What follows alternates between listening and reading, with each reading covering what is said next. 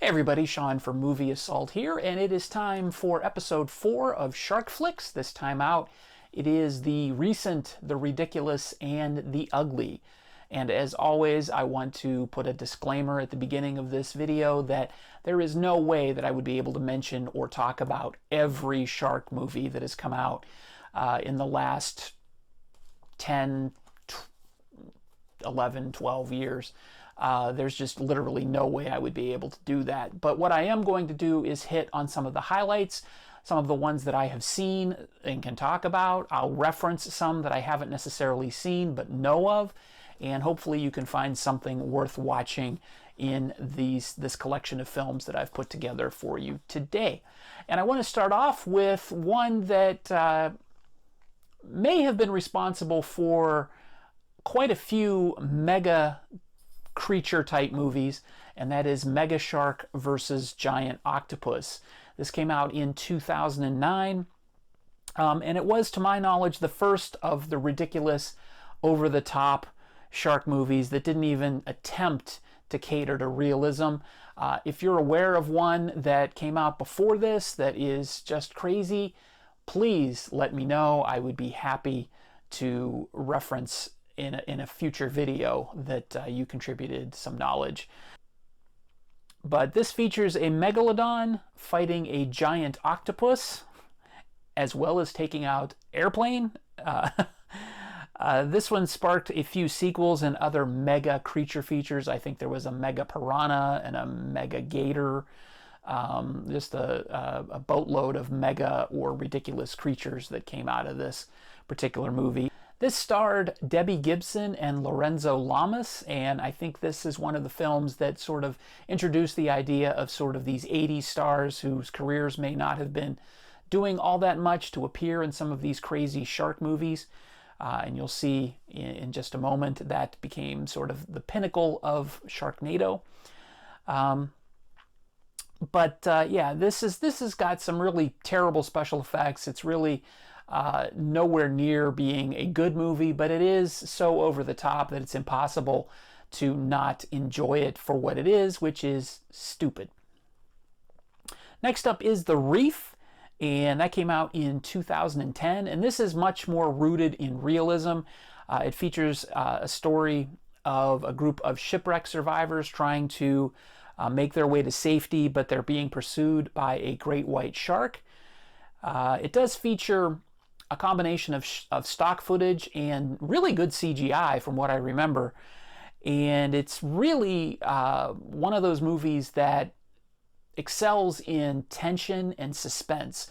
So if you're looking for a tense shark movie, this is definitely one to seek out.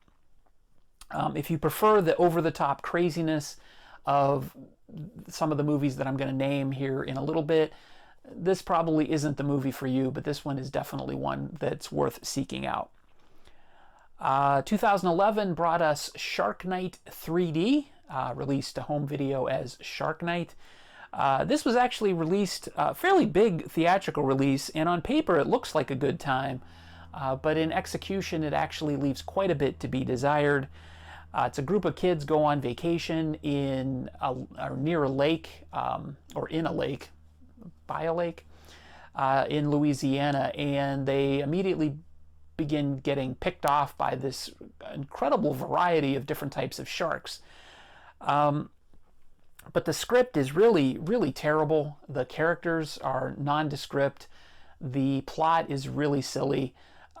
This is just an awful movie no matter how you slice it. But even if you're looking for some, gore to redeem it, it's rated PG-13, so it really never gets a chance to be anything other than dull.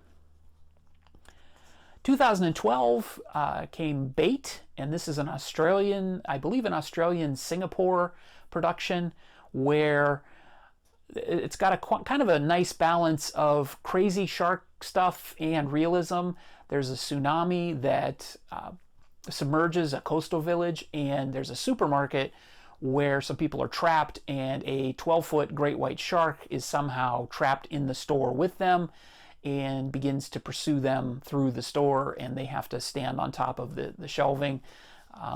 There's quite a bit of character drama with the inhabitants or post customers, I guess, because they're not customers anymore. They've now become the shopping cart fodder. But there are some good animatronic shark effects in this movie. There's some iffy CGI, but the animatronics are actually quite good. Okay, now is the time where I have to mention Sharknado. It came out in 2013, and it's absolutely the most successful of these ridiculous, over-the-top shark movies. It's literally a perfect storm, pun intended, of CGI, an over-the-top concept, and a cast of has-beens and never-weres. Tara Reid's in it. I can't even list all the people who made cameos in a Sharknado movie, but it all started with this one, with just a cast of people that you wouldn't expect to be in a movie like this, to be in a movie like this. And it spawned several sequels, I think 5 of them. I lost count. It's basically the law of diminishing returns as you go later in the series.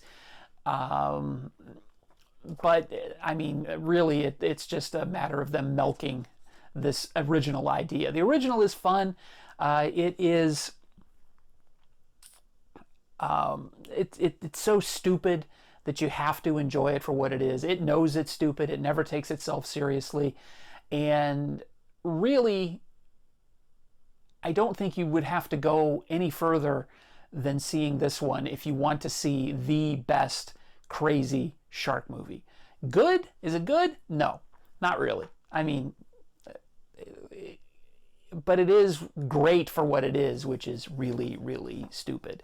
But it did open the floodgates for just a plethora of over-the-top, completely bonkers shark movies like these. All right, next up is The Shallows. This is a 2016 movie starring Blake Lively as a surfer. Her name is Nancy, and she's stranded about 200 yards from shore on a rock formation.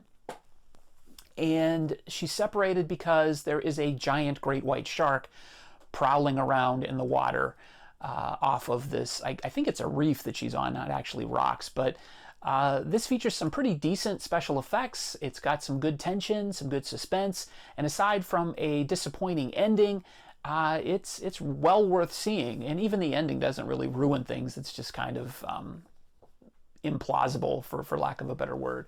But it is worth seeing, and if you're looking for a movie that's based more in realism than over-the-top craziness, The Shallows is well worth recommending.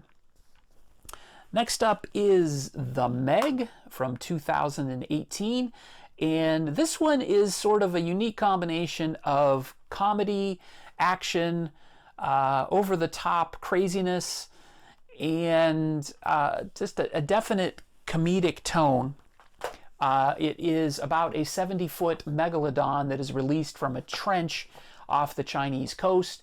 Jason Statham plays this deep-sea rescue expert who is tasked with getting rid of it. There's a fairly decent cast. Rainn Wilson, Bingbing Li, Ruby Rose, they're all in this, and it's a lot of fun. It's got its tongue planted firmly in cheek. It's based on the book Meg by Steve Alten, but it differs from the book tremendously, quite a bit. The book was okay. I enjoyed the movie quite a bit more, even though it's sillier. But when you're talking about a thought to be extinct shark coming back to life, or coming back into the world and having to deal with humans, ridiculous is pretty much going to be the result, no matter how you slice it.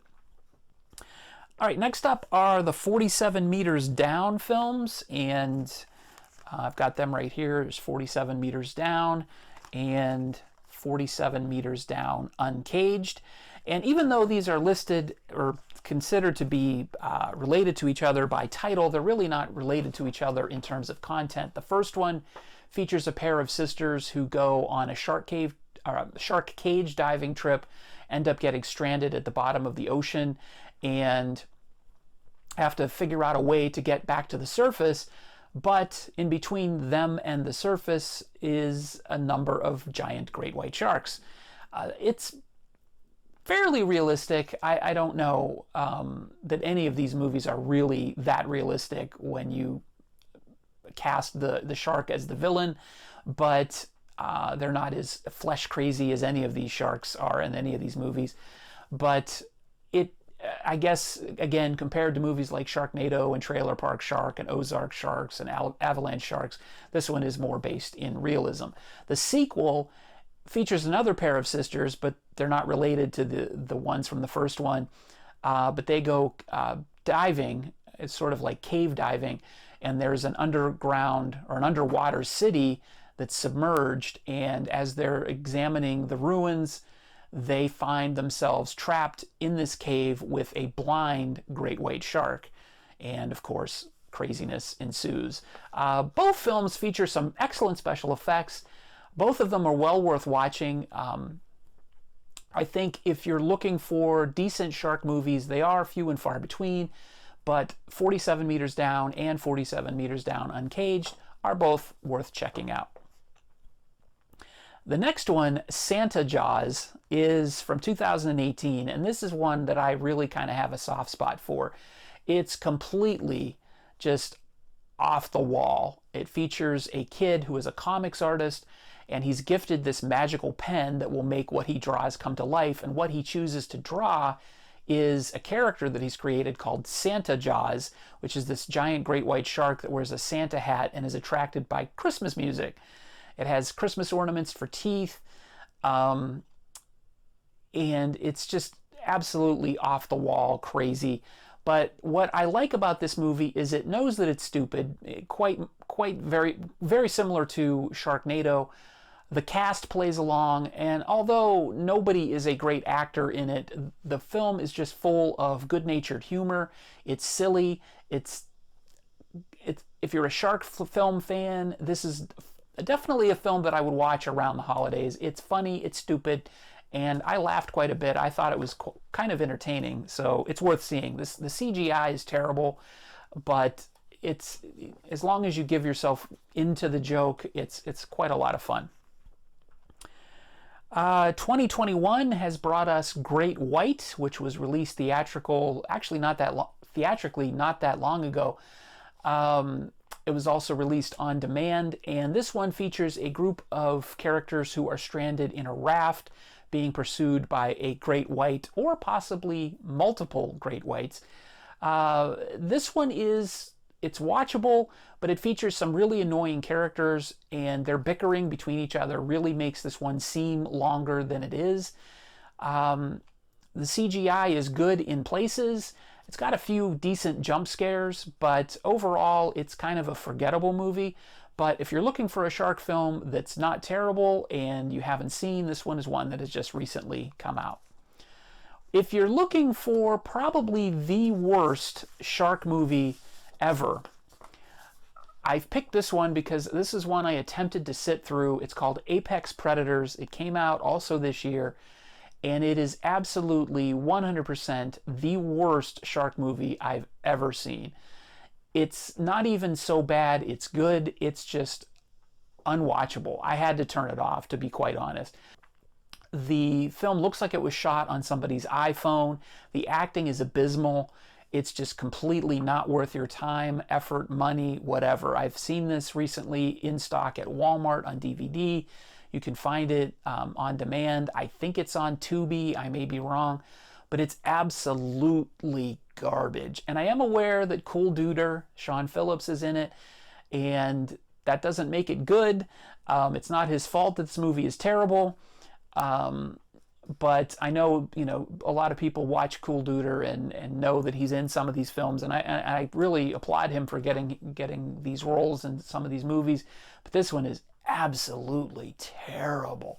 So I can't recommend it at all, but if you really want to put yourself through the absolutely worst shark movie ever, Apex Predators has got to be up there. Okay, there you go. That is my roundup of the recent, the ridiculous, and the ugly Apex Predators. I hope you've enjoyed this 4-episode run-through of some notable shark films over the years since Jaws came out in '75. As always, feel free to submit some movies below that are worth watching that I may not have covered. And as always, feel free to rate, comment, and subscribe if you haven't done so already. Thanks for watching, everybody. Take it easy.